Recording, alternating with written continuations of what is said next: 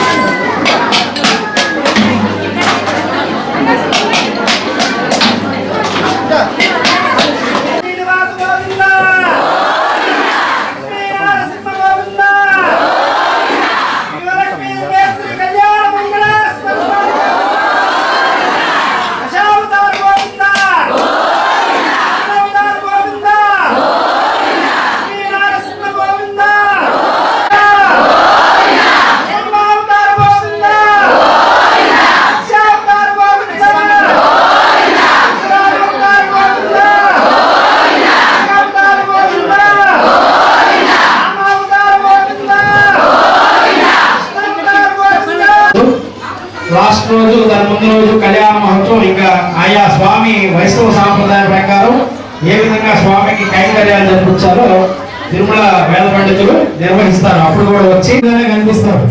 ఒకటి మకర తోరణం ఉంటేనే స్వామికి నిండుదనం వస్తుంది. అలాంటి మకర తోరణం వచ్చున్నది. స్వామి వారి కిరీటం ఆయనకి వెంకటేశ్వర స్వామి ప్రత్యేకత ఏంటంటే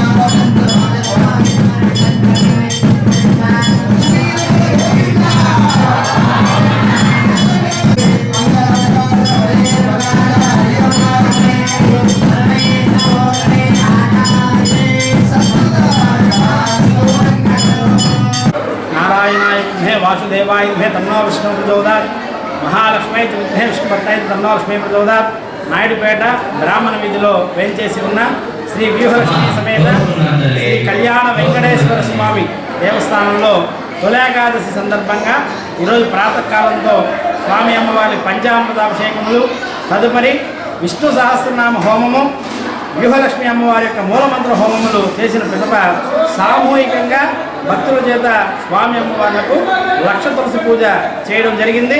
అలాగే దాని తదుపరి అన్నప్రసాద వితరణ కార్యక్రమం చేయడం జరిగింది. ఈరోజు సాయంత్రం 6:30కి స్వామి అమ్మవార్ల కళ్యాణ మహోత్సవం కూడా విశేషంగా జరుగుతుంది.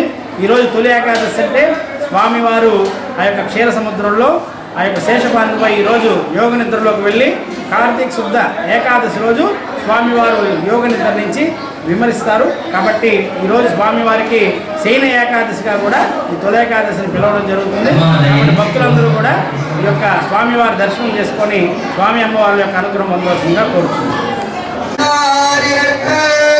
Oh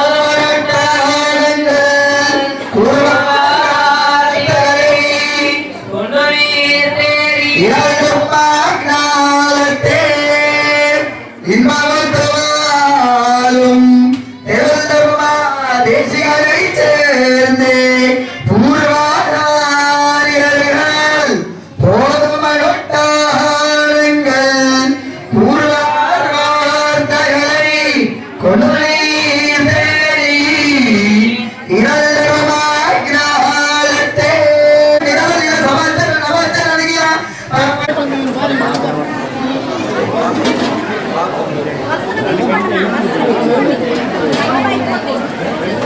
మా కొబ్బరికాయలు టెంకాయలు తీసుకుంటే వాళ్ళే క్లియర్ అవ్వట్లేదంటే మళ్ళీ వస్తున్నారు.